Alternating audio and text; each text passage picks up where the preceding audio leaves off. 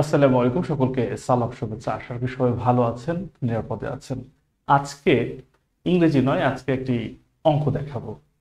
আপনারা স্ক্রিনে দেখতে পাচ্ছেন যে একটি অঙ্ক লেখা আছে এবং অঙ্কের ফলাফলের উপর দুটো এমসিকিউ দেওয়া আছে, 8 এবং 9।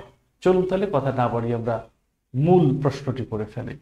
এ ফার্মার হ্যাজ 17 হ্যান্ডস, অর্থাৎ একজন কৃষকের 17টি মুরগি আছে, অ্যান্ড এবং all but 9 die, all but সব কিন্তু 9টা মারা গেছে। how many are left alive, কতটি জীবিত আছে? এই প্রশ্নের উত্তর একেবারেই সহজ। সহজটা কি? যদি 17 থেকে 9 বাদ দেওয়া হয় তাহলে উত্তর কি হয়? 8।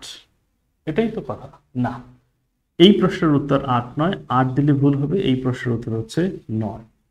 কেন 9 হলো? কারণ আমরা একটি জায়গায় ভুল অনুবাদ করেছি।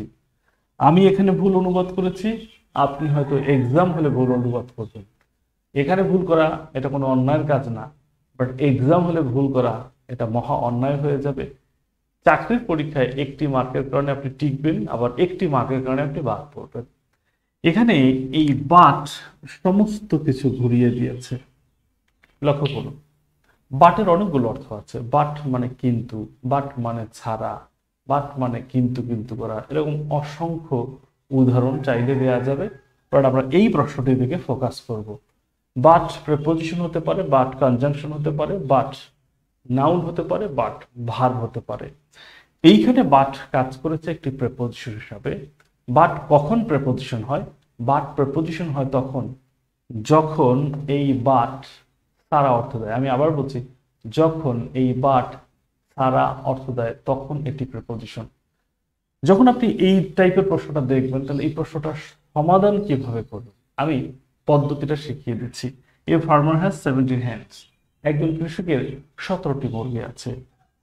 অল বাট 9 ডাই, যদি দেখেন যে অল বাট এই পার্টটা থাকে তাহলে যে কাজটা করবেন, বাটের পরের সংখ্যাটা এরকম আটকে ধরলেন। তার কি হচ্ছে? অল ডাই, সব মারা গেছে, বাট 9, 9টা ছাড়া। এর অনুবাদটা হচ্ছে সবগুলো মারা গেছে 9টা ছাড়া, অথবা 9টা ছাড়া সবগুলো মারা গেছে।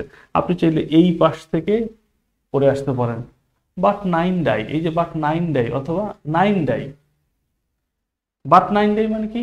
9টা ছাড়া বাকি সবগুলো মারা গেছে। How many left alive, how many are left alive, কয়টা জীবিত আছে? 9টা ছাড়া সব মারা গেছে, এর মানে কি? জীবিত আছে ভাই 9টাই।